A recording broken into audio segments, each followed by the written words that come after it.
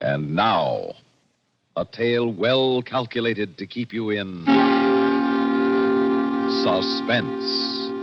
I only ask the place and time enough to give some small meaning to the meaningless and point to having lived.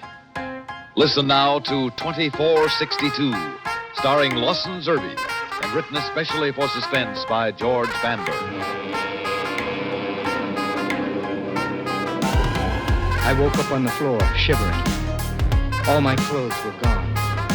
It was like a nightmare I had dreamed many times before and dreaded coming true. At first, I thought I'd awakened in my own room, that somebody had taken all my furniture as well as my clothes. But then I realized it wasn't so much a room as it was a cube, an empty, sterile cube with luminescent walls that hummed with a soft blue-green light. I jumped up then and threw myself against the walls trying to find a way out. And there was none. No door, no window, not even a ventilation tube. I banged on the walls and screamed, but no one answered me. Nothing. Smooth, plastic, blue-green walls that hummed with the electric current in them, that gave them light and air and death. I slumped back down to the soft foam plastic floor of my cell, afraid to admit to myself where I was, and squeezed my eyes tight against the walls because I was afraid I was going to cry. Just then, the wall in front of me slid back on its tracks, and in the pale light of the corridor, I could see a large, shambling man in prison coveralls with a 9-digit number tattooed on his forehead. What do you want? Follow me. He turned his back on me and stepped on the moving conveyor in the corridor. I stumbled after him because I was afraid to be alone. I had to know what was happening. Where are you taking me? No talk. Follow me. I could tell by the steady movement of his jaw and the dull, faraway look on his face that I could question him all day and it wouldn't do any good. He was chewing tranquil gum, and the effect of that stuff lasts for a week. I could scream at him and it wouldn't bother him. Nothing would bother him unless I tried to escape. I knew where I was now. There could be no doubt of that. I rode behind my silent guard, up and down what seemed like endless corridors, past row on row of cells just like the one I had left. Some of them had their reverse scanners on. That means you could see in, but the prisoners couldn't see out. Some of them were sitting in the middle of their cube, staring at nothingness.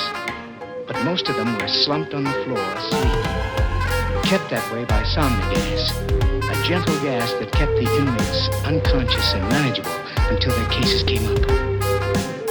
I knew one day I would wind up here. And here I was in the most scientific escape-proof termination center in the world.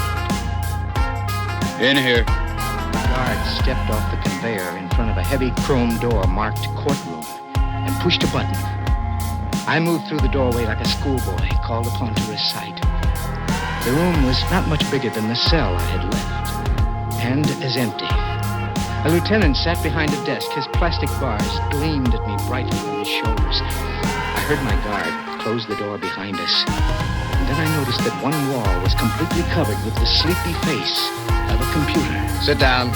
Sit down. I did as I was told on the only other piece of furniture in the place, a small three-legged stool in the middle of the room. I wished that they had given me some sort of clothes to cover my nakedness because there was a young girl, a secretary, sitting at an electro-writer, taking down everything that was said, feeding it into the computer. Your identity. Frank Smith. I said your identity. I told you, sir. Do not hold up the proceedings. Time is precious. You were issued a combination serial, social security, and telephone number that was imprinted on your forehead at birth.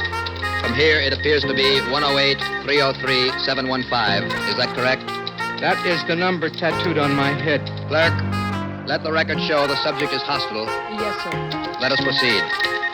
Case of the People versus 108-303-715. Convened in the first court at 1800 hours in this day of our world, 18 of November, 2462. 108-303-715. You are charged with 2 counts. 1, writing non-productive literature, and 2, wasting government time. How do you plead, true or false? I don't understand. Have you or have you not written poetry? I'm a clerk in the Space Department. True or false? False. I have here some 100 pieces of doggerel. I shall read a portion of one. See if you recognize it.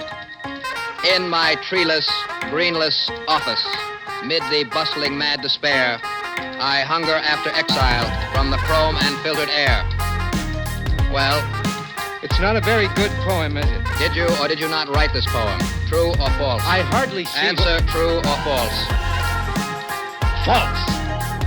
Account then for the fact that this poem was written on your electro typewriter. There are millions of electro writers. As you may or may not know, each electro writer has its own characteristics, as individual as fingerprints. An expert has identified this poem as coming from your machine. I can call him in to testify if you like.